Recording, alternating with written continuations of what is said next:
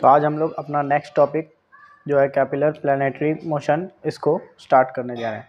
अभी तक जो पढ़े थे वो हम लोग पढ़े यूनिवर्सल लॉ ऑफ ग्रेविटेशन, ठीक है, जो सर आइजैक न्यूटन ने दिया था यूनिवर्सल लॉ ऑफ ग्रेविटेशन, और उससे एक फार्मूला डिराइव किया था जिसमें था F is equal to G, capital G, into mass of first body into mass of second body by दोनों के बीच का डिस्टेंस का स्क्वायर, ठीक है। ये फोर्स क्या था? ये फोर्स था वो फोर्स था जिस फोर्स से दो बॉडीज आपस में एक दूसरे को अट्रैक्ट करते हैं, ठीक है। दो बॉडीज के बीच में जो फोर्स लगता है वो ये फोर्स होता है, ठीक है। ये यूनिवर्सल लॉ ऑफ ग्रेविटेशन में हम लोगों ने कवर किया। तो यहाँ से आगे बढ़ते हुए अगर हम बोले कि दो बॉडी है, जैसे कि न्यूटन का यूनिवर्सल लॉ ऑफ ग्रेविटेशन था दो बॉडी के लिए, तो यहाँ पे बात हो रहा था कि कोई भी यूनिवर्स के अंदर ये जो हमारा लॉ था ये पूरे यूनिवर्स के लिए वर्क कर रहा था। तो यूनिवर्स के अंदर कोई भी दो बॉडीज है, दोनों बॉडी आपस में एक दूसरे को अट्रैक्ट करती है, दोनों बॉडी आपस में एक दूसरे को अट्रैक्ट करता है, ठीक है।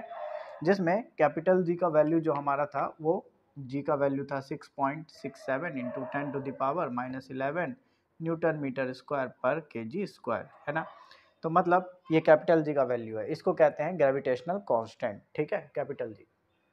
तो यदि ऐसा है तो हमको अगर हर एक बॉडी यूनिवर्स में एक दूसरे को अट्रैक्ट करता है, तो अगर हम मान लें ये दो बॉडीज हैं हमारे पास, एक बॉडी ए मान लेते हैं, एक बॉडी बी मान लेते हैं, इन दोनों को अगर हम फ्रीली सस्पेंडेड यहाँ छोड़ दें तो ये दोनों एक दूसरे को अट्रैक्ट तो नहीं कर रहा, इतना नज़दीक है, फिर भी ये दोनों एक दूसरे को अट्रैक्ट तो नहीं कर रहा, ऐसे चिपक तो नहीं रहा किसी फोर्स से, है ना। अगर यूनिवर्सल लॉ ऑफ ग्रेविटेशन पूरे यूनिवर्स के लिए है तो फिर हमें ये होता हुआ क्यों नहीं दिखाई देता? दो बॉडीज आपस में आमने सामने रखा हुआ है, दो आदमी आपस में खड़ा है, दोनों एक दूसरे से चिपक क्यों नहीं जाता, है ना।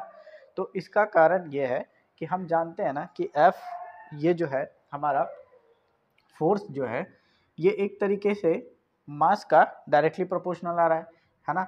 तो यदि मास ही बॉडी का कम हो जाए, बॉडी का मास यूनिवर्स के कंपैरिजन में, ठीक है, क्योंकि ये लॉ यूनिवर्स के लिए, यूनिवर्स के कंपैरिजन में हम क्या है, कुछ नहीं है, हमारा मास क्या है यूनिवर्स के कंपैरिजन में कुछ नहीं है ना, है ना, आया बात समझ में। तो अगर मास ही कम हो जाए तो दोनों के बीच का फोर्स भी कम हो जाएगा, है ना।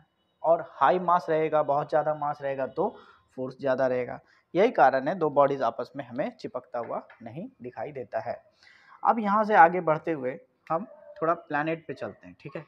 प्लैनेट जो है, अब हमारे सोलर सिस्टम के अंदर जो प्लैनेटरी सिस्टम चल रहा है, मतलब प्लैनेट्स जो रिवॉल्व कर रहा है, तो इतना तो हम जान रहे हैं कि प्लैनेट जो है सारा का सारा सन के चारों तरफ रिवॉल्व कर रहा है ना। सन है और सन के चारों तरफ रिवॉल्व कर रहा है, ठीक है।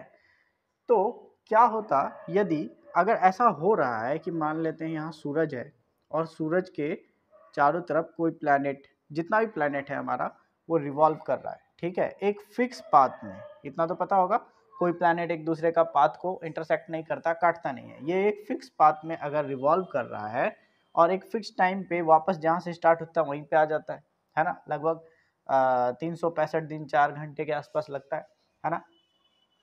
तो ये वापस से यहीं पे कैसे आ जाता है और इतने ही समय में कैसे आ जाता है और एक फिक्स ऑर्बिट में कैसे रिवॉल्व कर रहा है ना। इसका क्या कारण हो सकता है? तो अभी हम जैसे बताएं कि अगर ये सन है और ये अर्थ है मान लेते हैं, तो दोनों के बीच में कुछ ना कुछ तो फोर्स है जो एक दूसरे को बांधे हुए है ना। नहीं, जैसे अगर हम पत्थर बांध ले हाथ में, रस्सी से पत्थर बांध ले और राउंड राउंड ऐसे घुमाए, तो वो पत्थर मेरे चारों तरफ घूमते रहेगा जब तक कि वो धागा टूट ना जाए या हम धागा छोड़ ना दे, ये कहीं नहीं जाएगा, ठीक है। और अगर हम सन है तो सन का मान के चल रहे हैं, तो इसी तरीके से सन और अर्थ के बीच में कुछ ना कुछ फोर्स लग रहा होगा, है ना। अब क्योंकि पूरे यूनिवर्स के मुकाबले ये कहीं ना कहीं एग्जिस्ट करता है, इसका मास यूनिवर्स के मुकाबले और इसका मास यूनिवर्स के मुकाबले कहीं ना कहीं एग्जिस्ट कर रहा है, थोड़ा बहुत तो मास है ना।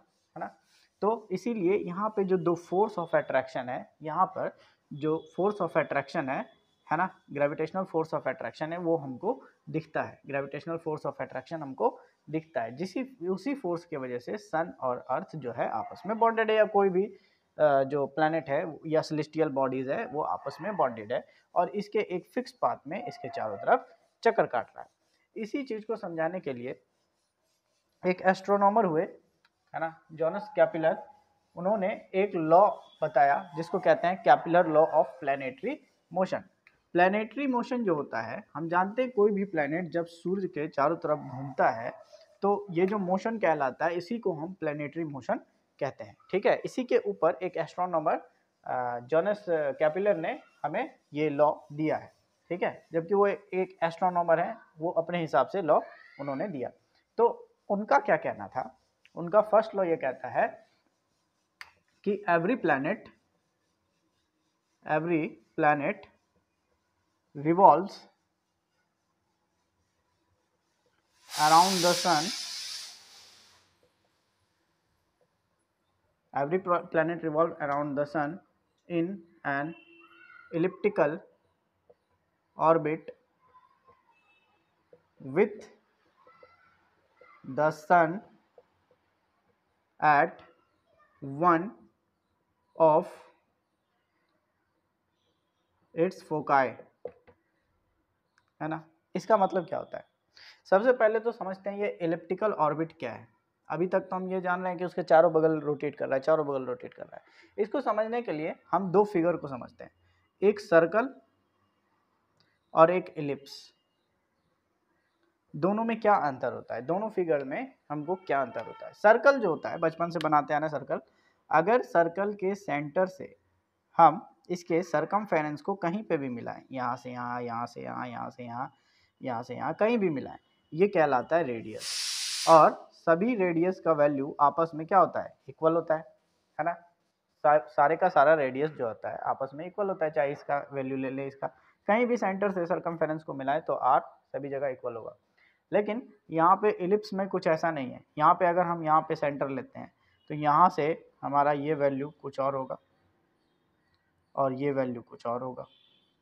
ठीक है, इसीलिए इलिप्स के अंदर ये जो है ये रेडियस ना कहला के एक्सिस कहलाता है। एक को कहते हैं माइनर एक्सिस, एक को कहते हैं मेजर एक्सिस। अब यहाँ पर जो होता है, यहाँ पर सेंटर पॉइंट ना होके फोकस होता है। ठीक है, फोकस पॉइंट्स होता है। इलिप्स में फोकस पॉइंट होता है। जैसे इलिप्स के अंदर दो फोकस पॉइंट होता है, ये इसको हम मान लेते हैं पॉइंट 1, इसको हम मान लेते हैं पॉइंट 2। अब कैसे पहचानेंगे कि ये फिगर इलिप्स है? अगर हम इसके सरकमफेरेंस पे कहीं भी एक पॉइंट ले लें, फॉर एग्जांपल अगर यहाँ एक पॉइंट ले लेते हैं, तो ये लाइन जब दोनों फोकस को टच करेगा, अगर इसको हम नाम दे दें A1, इसको नाम दे दें A2, ठीक है, तो ये दोनों लाइन का सम A1 प्लस A2, और हम कहीं पे भी इस सरकमफेरेंस पे कहीं पर भी फिर से दोनों फोकस के लाइन को स्ट्रेट करके मिला दें, तो मान लेते हैं ये A3 है, ये A4 है, तो इसका सम हमेशा इसके इक्वल होगा, A3 प्लस A4। ऐसे करके हम कहीं भी मिला दें, फॉर एग्जांपल यहाँ मिला दें, तो फिर से ये लाइन का सम इन दोनों के इक्वल होगा। इस तरीके से हम फोकस को पहचान सकते हैं। ठीक है, तो फोकस का ये वाला जो दिखाई दे रहा था, इसको हम माइनर एक्सिस कहेंगे, ये वाला हमारा मेजर एक्सिस है। तो समझ में आया अंतर फोकस और हमारा सर्कल के बीच में। अब यहाँ से हम समझते हैं कैपिलर्स का लॉ। कैपिलर का जो फर्स्ट लॉ है वो कहता है हर एक प्लैनेट जो है सूरज के चारों तरफ एक एलिप्टिकल ऑर्बिट में मूव करता है। ये एक एलिप्टिकल ऑर्बिट है और सूरज के चारों तरफ एक एलिप्टिकल ऑर्बिट में मूव करता है, जहाँ पे सूरज का जो पोजीशन बताया गया है वो दो फोकस बिंदु में से एक फोकस बिंदु पर है। मतलब मान लेते हैं सूरज का पोजीशन ये है, सूरज का पोजीशन ये है और ये एलिप्टिकल ऑर्बिट है, और इस एलिप्टिकल ऑर्बिट में जैसे ये अर्थ है तो ये अर्थ इसके चारों तरफ रोटेट करेगा एक फिक्स पाथ में। ठीक है, यहाँ पर देखने पे एक चीज़ पता चल रहा है कि एक ऐसा पोजीशन आएगा जब सूरज से अर्थ का बहुत ज़्यादा दूरी होगा, और एक ऐसा भी पोजीशन आएगा जब सूरज या सन से अर्थ का दूरी काफ़ी नज़दीक होगा। तो ये अंतर है एलिप्स और सर्कल में। अगर सर्कुलर ऑर्बिट होता तो सूरज से अर्थ का पोजीशन जो है हमेशा सेम रहता, यहाँ पे यहाँ पे यहाँ पे हर जगह सेम होता। लेकिन यहाँ पर क्या है, सूरज से अर्थ का पोजीशन अलग है। इसका मतलब क्या है कि जैसे जैसे ये नज़दीक आते जाएगा, दोनों के बीच का ग्रेविटेशन फोर्स ऑफ अट्रैक्शन बढ़ेगा, है ना। ग्रेविटेशन फोर्स ऑफ अट्रैक्शन बढ़ेगा, और जब ग्रेविटेशन फोर्स ऑफ अट्रैक्शन बढ़ेगा तो इसका जो स्पीड है, इसका जो वेलोसिटी है, इस ग्रह के, इस जो प्लैनेट है, इसका जो घूमने का हमारा वेलोसिटी है, वो वेलोसिटी भी इंक्रीज कर जाएगा, जबकि अगर दूर रहता है तो ये प्लैनेट का जो वेलोसिटी है as compared to this velocity ये स्लो होगा, है ना। तो जैसे जैसे सूरज के नज़दीक आएगा ये फास्टली मूव करेगा। इस पे डिटेल फिर समझेंगे बाद में। तो अभी फिलहाल ये है हमारा कैपिलर्स का फर्स्ट लॉ कि हर एक प्लैनेट इलिप्टिकल ऑर्बिट में सन के चारों तरफ इलिप्टिकल ऑर्बिट में रिवॉल्व करता है, जहाँ पे सूरज जो है या सन जो है वो दो फोकाई बिंदु में से एक फोकस बिंदु पर होता है। सेकंड लॉ कैपिलर्स का सेकंड लॉ कहता है कि कोई भी प्लैनेट, जैसे फिर से ले लेते हैं, ये सन है, ये हमारा इलिप्टिकल ऑर्बिट है, ठीक है, थोड़ा सा ये हमारा इलिप्टिकल ऑर्बिट है, और ये कोई प्लैनेट है अर्थ, ठीक है। मान लेते हैं ये अर्थ रिवॉल्व करते हुए यहाँ से यहाँ आया, फिर यहाँ से यहाँ गया, ठीक है। अर्थ ये एक ही प्लैनेट है, अपने पाथ पे रिवॉल्व कर रहा है। सेकंड लॉ समझाने का कोशिश कर रहे हैं, समझना है। तो सन जो है, अगर ये अर्थ यहाँ पे था और इस पोजीशन से इस पोजीशन पे जाने के लिए इसको मान लेते हैं 60 डेज का टाइम लगा, 60 दिनों का समय लगा, ठीक है। और फिर इस पोजीशन से इस पोजीशन तक जाने के लिए फिर से 60 दिनों का समय लगा, मतलब टाइम इक्वल है, ये बात ध्यान देना है, ठीक है। इक्वल इंटरवल ऑफ टाइम है, मतलब जितना समय यहाँ से यहाँ आने में लगा उतना ही समय यहाँ से यहाँ जाने में लगा। इस दूरी को ध्यान में नहीं रखना है, ये कम ज़्यादा हो सकता है, हमको टाइम के ऊपर फोकस करके चलना है। तो 60 दिनों का समय यहाँ से यहाँ लगा, 60 दिनों का समय यहाँ से यहाँ लगा। अब यदि इसके ऊपर हम एक एरिया बनाएं, एरिया कवर करें, जैसे ये है सन, मान लेते हैं ये प्लैनेट यहाँ से जब यहाँ ट्रैवल किया तो ये कुछ एरिया कवर किया होगा। अगर सूरज से कनेक्ट करके देखें तो ये जो हम लाइन खींच रहे हैं ये कुछ एरिया कवर किया है ना। ये जो एरिया है ये 60 दिन में 60 दिनों में कवर किया। अगले 60 दिनों में फिर यदि हम एरिया निकालें इस चीज़ का, ठीक है, इस चीज़ का एरिया निकालें जो हम ये क्रिस क्रॉस से किए हुए हैं, तो इसका एरिया इक्वल होगा। मतलब each planet revolve around the sun in an elliptical orbit and in equal interval of time it covers equal area, ठीक है, आया समझ में। अगर टाइम का इंटरवल इक्वल है, यहाँ से यहाँ जाने में 60 दिन लगा है, यहाँ से यहाँ जाने में 60 दिन लगा है, तो ये जो एरिया कवर करेगा सूरज से इस प्लैनेट का, ये प्लैनेट का जो रिवॉल्यूशन हुआ है यहाँ से यहाँ तक एक फिक्स टाइम पीरियड में, जो एरिया कवर करेगा ये एरिया हमेशा इक्वल होगा, ठीक है, ये एरिया हमेशा इक्वल होगा। अगर मान लें यहाँ पर है प्लैनेट, यहाँ पर है प्लैनेट, तो ये 60 दिनों में ना यहाँ पे स्पीड ज़्यादा हो जाता है, तो 60 दिनों में जितना स्पीड से यहाँ घूम रहा है यहाँ से कई ज़्यादा स्पीड यहाँ हो जाएगा, हो सकता है यहाँ आ जाए।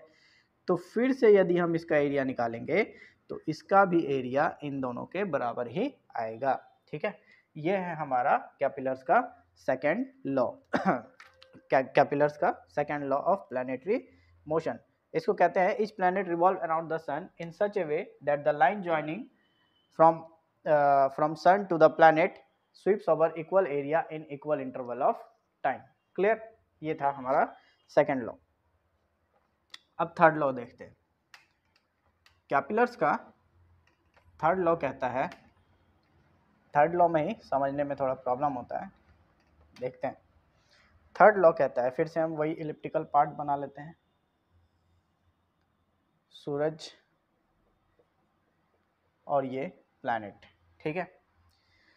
अब यदि हम कहें कि सन जो है वो इसके सन के चारों तरफ अगर प्लैनेट रिवॉल्व कर रहा है, ठीक है, तो इसका अगर हम मीन डिस्टेंस निकाल लें, मीन डिस्टेंस प्लैनेट का निकाल लें, ठीक है, कि ये सन के जो इसका मीन डिस्टेंस है, यहाँ से यहाँ गया, फिर यहाँ से यहाँ गया, फिर यहाँ से यहाँ गया, फिर यहाँ से यहाँ गया, ये सभी दूरी का बात कर रहे हैं। ये जो दूरी दिखाई दे रहा है, ठीक है, कहीं पे डिस्टेंस कम लग रहा है, कहीं पे ज़्यादा, कहीं पे कम, कहीं पे ज़्यादा, है ना। ये सबसे ज़्यादा और ये इसी के स्ट्रेट में ये सबसे कम। इन सभी डिस्टेंस का एवरेज मान लेते हैं, ये L1 है, ये L2 है, ये L3 है, ये L4 है, ये L5 है, सभी को जोड़ के इसका एवरेज, मीन का मतलब क्या होता है, मीन का मतलब होता है एवरेज, इन सभी का एवरेज निकाल लें तो इनका एवरेज का क्यूब, ठीक है, मीन डिस्टेंस का, मीन डिस्टेंस को मान लेते हैं हम R is equal to mean distance. तो इन सभी के मीन डिस्टेंस का क्यूब डायरेक्टली प्रोपोर्शनल होगा टाइम पीरियड के स्क्वायर का। ठीक है, टाइम पीरियड के स्क्वायर का मतलब जो टाइम इसने लिया है रिवॉल्यूशन का, ठीक है, वो इसके मीन डिस्टेंस के क्यूब का डायरेक्टली प्रोपोर्शनल होगा। अगर इंग्लिश में बोलें, the cube of the mean distance of planet from the sun is directly proportional to the square of time it takes to move around the sun. ठीक है, to the square of time it takes to move around the sun. Clear? तो इस तरीके से हम अगर ये हटाते हैं डायरेक्टली प्रोपोर्शनल का साइन, तो R cube by T square is equal to constant. तो ये है हमारा third law of Kepler's planetary motion.